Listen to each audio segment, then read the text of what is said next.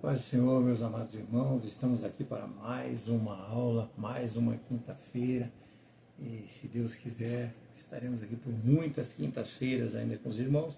Nós estamos neste primeiro trimestre aqui estudando sobre a Santíssima Trindade, como nós já sabemos, e hoje nós estamos na lição número 8. Nós já falamos sobre a Santíssima Trindade, já falamos sobre o Deus Pai, falamos sobre o Deus Filho, e hoje nós estaremos entrando aqui no assunto sobre o Deus Espírito Santo. O Deus Espírito Santo é a lição número 8 da CPAD deste primeiro trimestre de 2026, meus irmãos. Amados, espero que vocês tenham tido uma semana abençoada na presença do Senhor e que nós possamos hoje tirar muito proveito dos ensinamentos que nós teremos nesta nossa aula de hoje. Muito assunto, muita informação. Nós, cristãos pentecostais que somos, sabemos que o Espírito Santo é Deus, mas existem algumas pessoas que não têm esse mesmo entendimento, existem algumas dúvidas até no coração de cristãos, inclusive dúvidas. Não estou falando em contrário disso, dúvidas. Como seria isso? Como seria aquilo? Como nós podemos afirmar? Como não podemos? Então hoje nós estaremos aqui para esclarecer tudo isso para os irmãos. Ok, meus amados? Espero que esta semana tenha sido abençoada para todos vocês, assim como foi para mim, e vamos dar prosseguimento à nossa aula de hoje. Meus irmãos, o apóstolo Paulo, meus amados irmãos, ele escreveu em 1 Coríntios 12, versículo de 1 a 18, esse contexto. Ele diz que nós não devemos ser ignorantes quanto ao Espírito Santo. Isso fica muito claro nesse contexto. E é sobre o Espírito Santo que nós estaremos falando nesta aula. E começando, nós já precisamos deixar claro aos irmãos que é impossível entender a Escritura, é impossível entender a vida cristã ou toda a estrutura da igreja sem nós entendermos a pessoa e a obra do Espírito Santo. Porque é através dele, meus irmãos, que nós teremos a verdadeira comunhão com Deus. O texto sugerido para que nós estudemos hoje está em João 14, de 25 a 31. João 14, de 25 a 31, meus amados. E, bom, mas na verdade mesmo, nós poderíamos falar para os irmãos, e vamos contextualizar isso dentro dos capítulos 14, 15 e 16 de João. Esses capítulos, meus amados, eles são muito paracritológicos, ou seja, eles falam muito de Jesus e também do outro paráclito, ou seja, do Espírito Santo. Porque Jesus, ao andar nesta terra, ele era o paráclito, e ao ser assunto aos céus, aí sim ele enviou o outro paráclito para que este habitasse em nós, cristãos verdadeiros. E paráclito, nós já sabemos que é aquele que é chamado para ficar ao lado, para estar ao lado, traduzido como comumente, por muitas escrituras, por muitas bíblias, aí como advogado, como consolador, como ajudador. E ficará muito claro nesta aula, meus amados, que o Espírito Santo, ele é Deus. Nós não podemos de maneira nenhuma nos permitir ter dúvidas com relação a isso. Mas vamos lá, prosseguindo, Nós não podemos deixar de citar aqui algumas religiões, como as Testemunhas de Jeová, inclusive o judaísmo, já estudamos a respeito disso, que entendem que o Espírito Santo é apenas uma força, ou o poder de Deus em ação. Isso não vou nem ficar repetindo, porque nós já estudamos nas seitas heresias alguns trimestres atrás, já comentamos e mencionamos também nessas aulas que antecederam a esta aqui.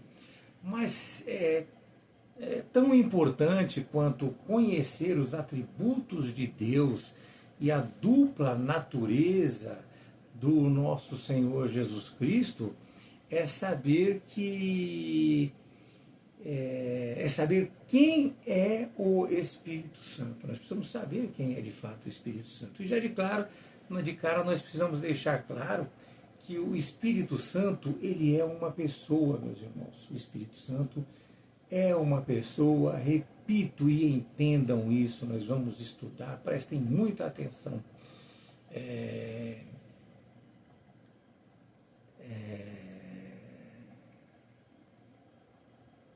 Isso, meus amados, eu preciso me colocar bem para falar para os irmãos. Isso não acontece quando se trata do Espírito Santo, né? Com Jesus fica muito claro, com Deus nós percebemos muito claro isso, mas quando se trata do Espírito Santo, isso às vezes não fica muito claro, porque o próprio nome, né, nos diz assim, Espírito Santo. Espírito não sugere uma pessoalidade, não é verdade? Não fica muito claro? Quando se fala de Espírito, isso não sugere uma pessoalidade. Além disso, o fato dele não se ter feito homem, carne, né, como fez Jesus, isso também colabora para esta dificuldade de entendimento. Mas fato é, meus amados, que nós, seres humanos, nós entendemos e assimilamos o termo pessoa a seres humanos de carne e osso. Nós assimilamos dessa maneira. E esquecemos, inclusive, que o Deus Pai, ele não possui corpo físico. E mesmo assim ele é uma pessoa. E isso nós já aprendemos fartamente nas aulas anteriores.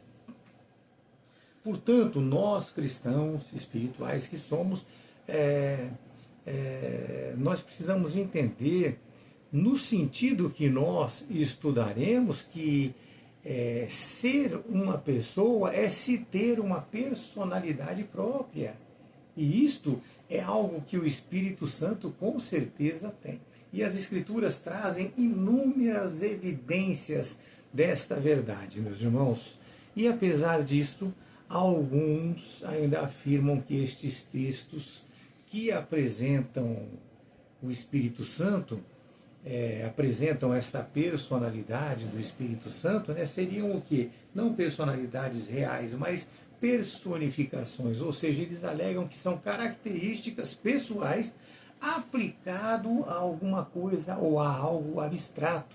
E, de fato, a Escritura, meus irmãos, apresenta várias personificações. Por exemplo, quando fala dos filhos da sabedoria, quando atribui ações pessoais ao sol, às nuvens, às águas, às árvores, né? Nós vemos isso fartamente na Escritura, nós vemos em Lucas 7, Salmo 104, 19, Salmo 114, 3, Provérbios, no Provérbios 1, que diga, Salmos 98, Juízes 9, 8 e 9, contudo, meu irmão, contudo, porém, e entretanto, quando lidos estes textos, fica muito claro tratar-se de personificação e não literalidade.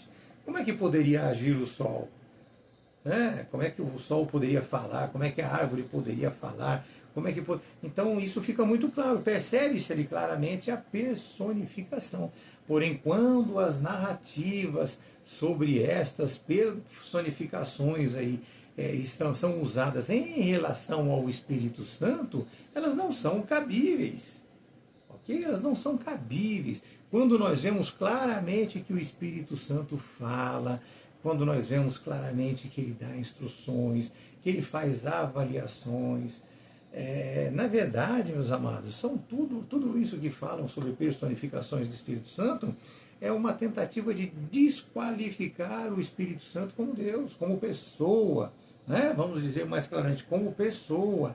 É visivelmente um modo de tentar dizer aquilo que o texto não está dizendo. E muito mais, né? Nós podemos dizer que isso é mais uma questão de opinião do que verdadeiramente de interpretação, porque a interpretação era muito clara e específica. Né? E nós precisamos entender que a distinção entre o Espírito e o seu poder fica também muito clara na Escritura. Então não tem como se confundir uma coisa com a outra. Ok? Então, meus amados, muito embora a palavra espírito, que é pneuma do grego, ou seja, é uma palavra neutra, né? Jesus, quando se refere ao Espírito Santo, ele usa o pronome masculino ele, do grego, que é ekeinos. Ele usa o pronome masculino ele, que é ekeinos. E aí ele se refere desta forma ao Espírito Santo. E além disso, se ele fosse algo abstrato, vamos dizer assim, Jesus o chamaria de consolação. Seria chamado consolação. E não paracletos, ou seja, consolador, como Jesus o chama. Ok? Entendam bem desta forma. Mas acreditamos que a maior evidência, vamos dizer que a maior evidência, não a maioria das evidências, mas a maior evidência da personalidade do Espírito Santo é o fato dele possuir as características fundamentais de uma pessoa, como a inteligência, a vontade, ele tem sentimentos, isso tudo fica muito evidente. A Escritura, meus amados, também diz que é impossível resistir a ele, nós podemos entristecer, que é possível entristecer a ele, que nós podemos resistir a ele, que nós podemos entristecê-lo, nós podemos inclusive mentir a ele. Irmãos, nós até podemos resistir a uma força, entendam isso, mas não é possível mentir para esta força ou entristecer uma força, não é verdade? Lembre-se que o Espírito Santo, ele fala, ele testifica, ele ordena, ele revela, ele orienta, ele examina, ele regenera, ele encoraja, ele intercede e também concede dons aos homens.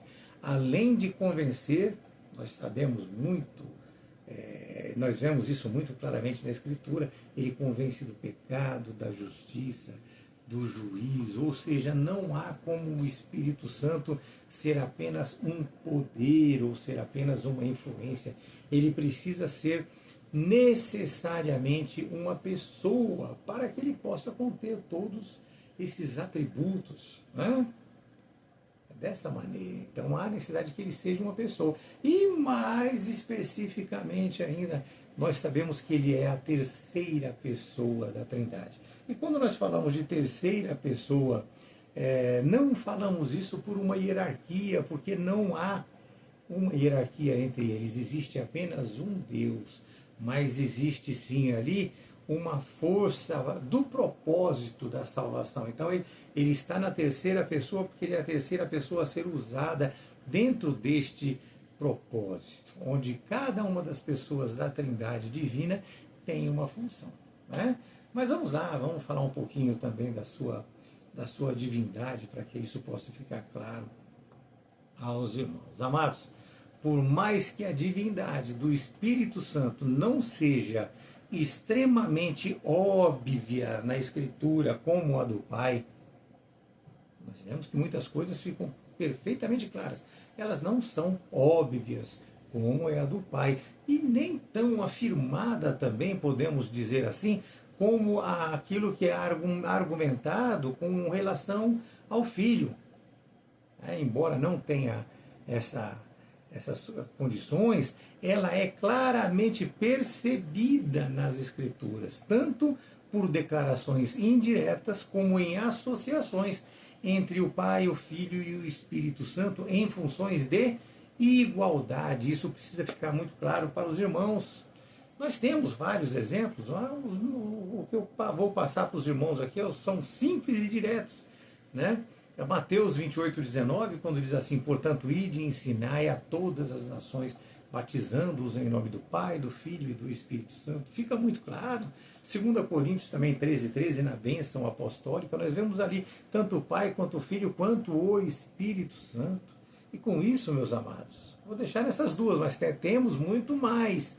Não se esqueçam disso. Com isso, nós percebemos que ao mesmo tempo que se percebe a distinção entre as três pessoas da Trindade, Pai, Filho e Espírito Santo, se percebe também que o Espírito Santo compartilha da mesma essência divina do Pai e do Filho. Nós temos também, meus amados, uma forte declaração direta lá em Atos dos Apóstolos, no capítulo 5, no versículo 3, onde Pedro diz que Ananias mentiu para o Espírito Santo. Ele mentiu para o Espírito Santo. E na sequência ele demonstra, se ele mentiu para o Espírito Santo, ele demonstra uma gravidade que, pelo entendimento, nós sabemos que é grave ao extremo. Né? Ele apresenta ali a gravidade dessa mentira, dizendo que Ananias não mentiu para homens, mas mentiu para Deus. Quer uma afirmação melhor que essa? Naquele momento ele mentiu para Deus. Outra indicação de sua divindade são os seus atributos. A Escritura não só declara que o Espírito Santo ele é eterno, como também demonstra a sua onipotência, a sua onipresença, a sua onisciência. Todos esses atributos nós sabemos e já estudamos isso, sabemos que são atributos exclusivos de Deus. E, além disso, ensinamento de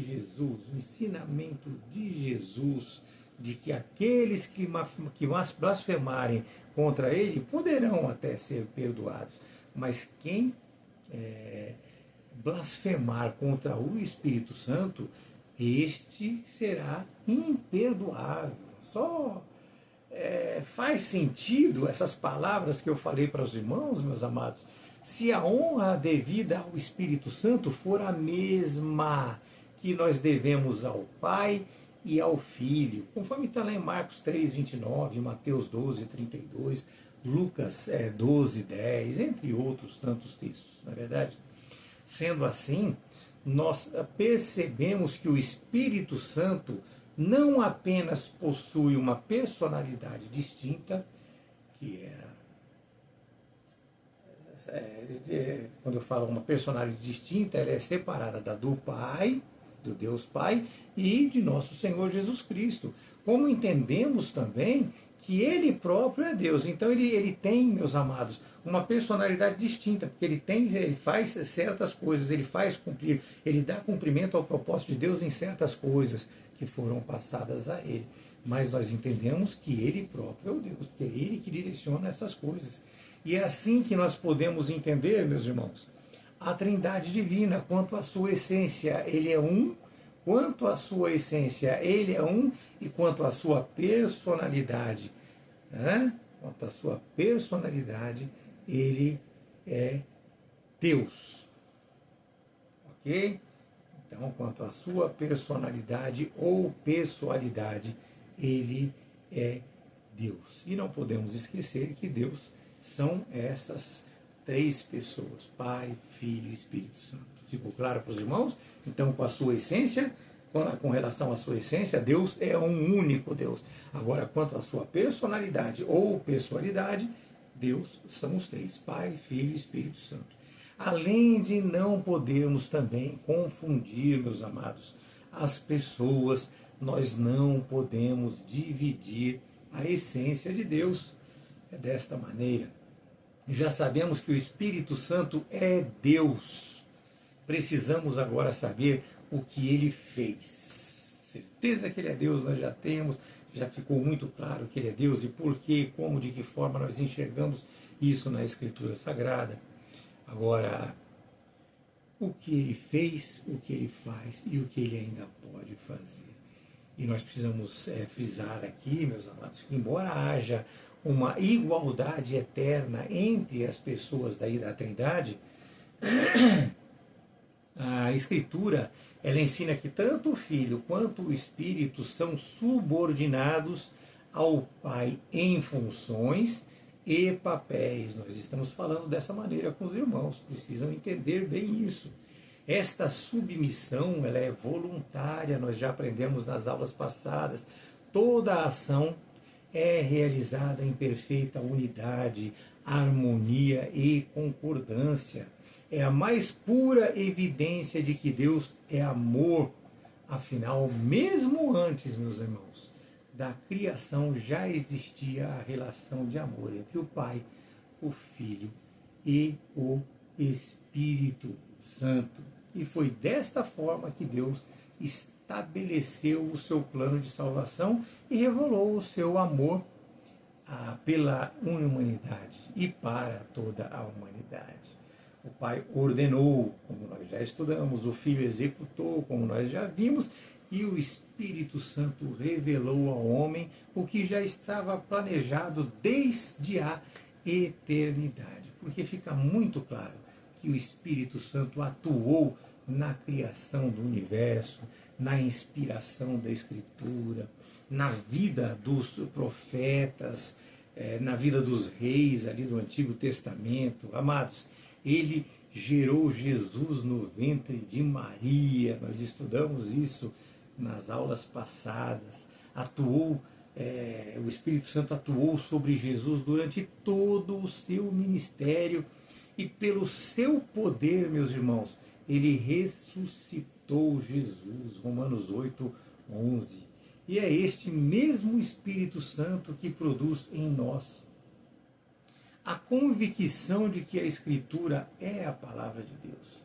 É Ele que nos convence dos pecados e nos conduz ao arrependimento.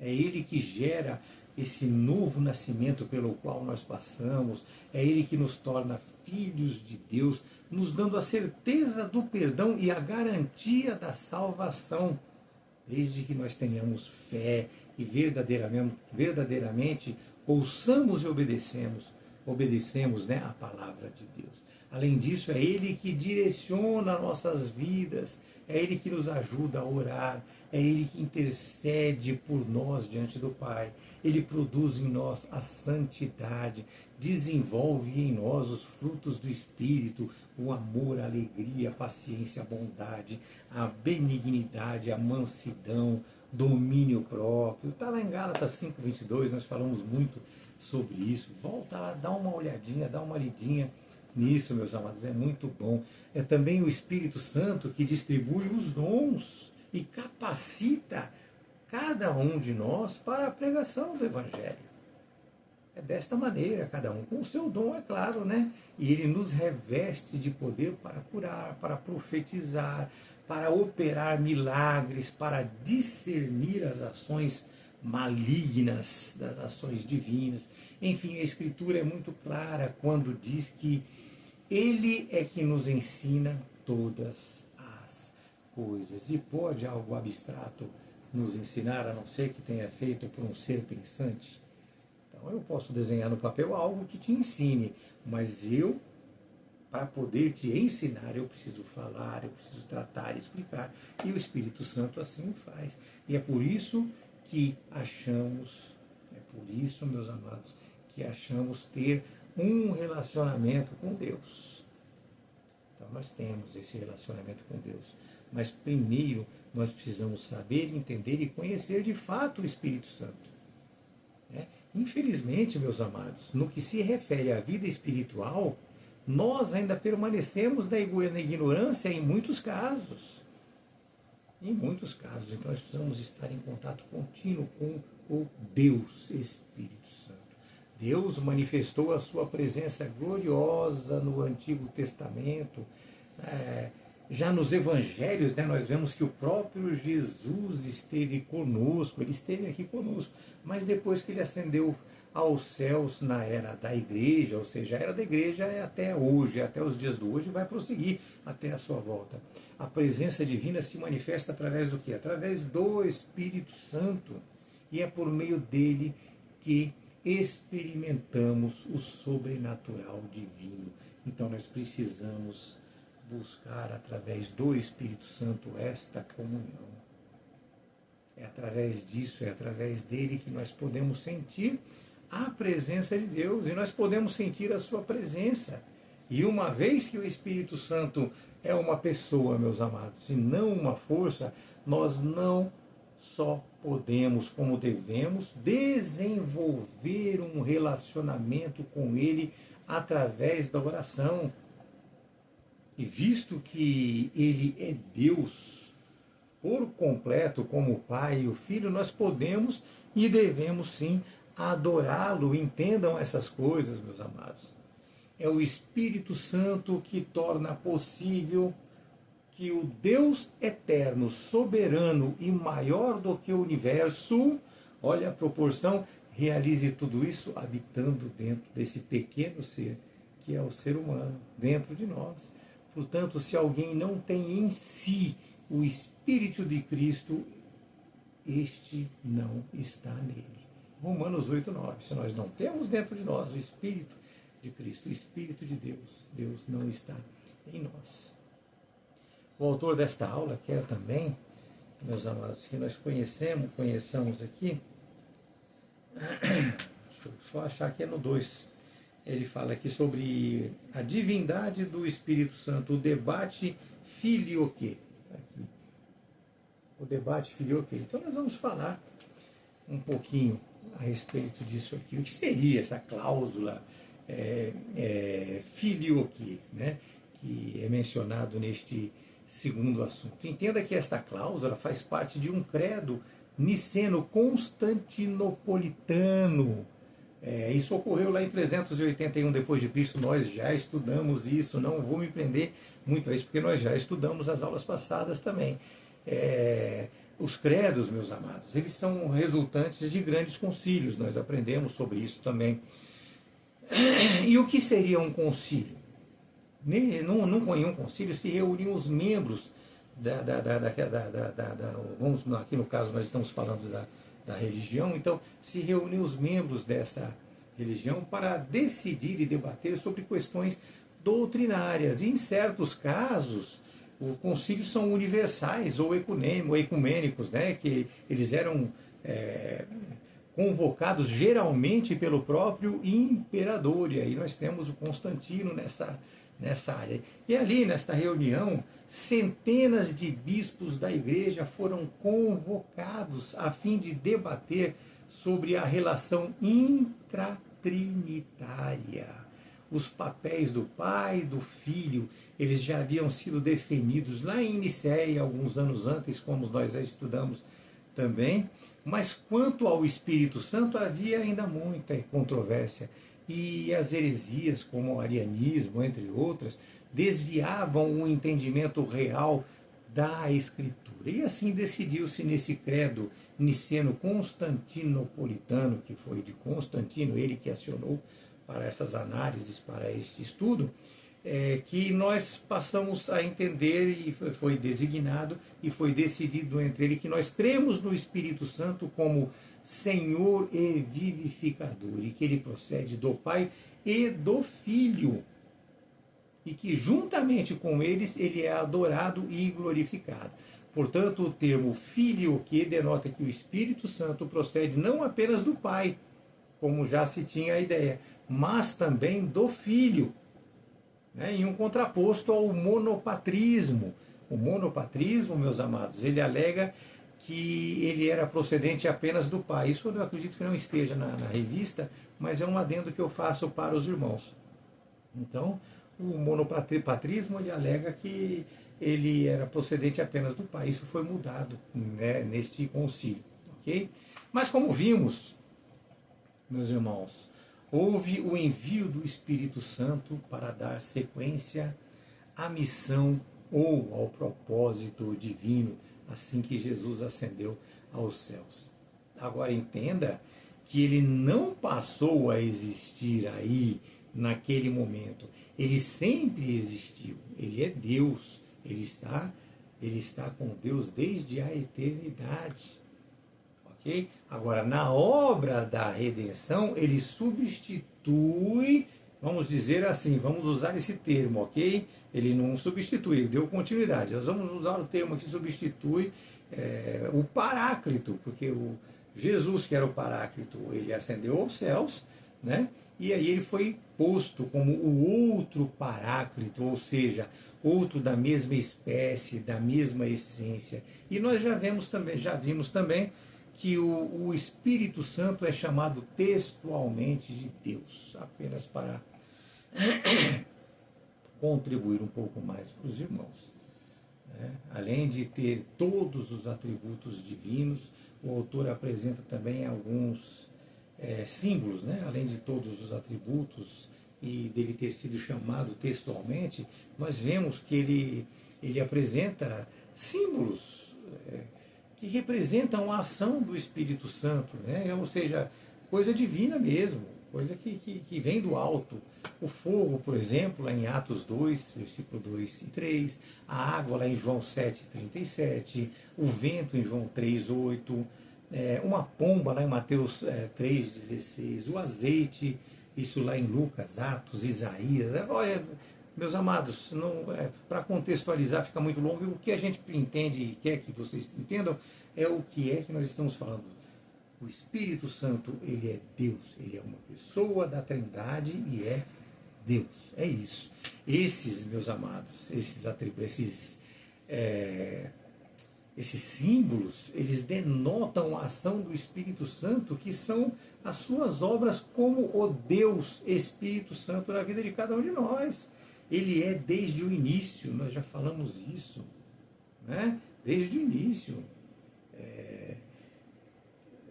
Amados, ele é quem gerou o Filho do Homem, Jesus, no ventre de Maria. Nós não podemos esquecer dessas coisas, foi ele que gerou. Nós vemos também a sua atuação na ressurreição de Jesus, em uma obra compartilhada. Ali foi a Trindade trabalhando.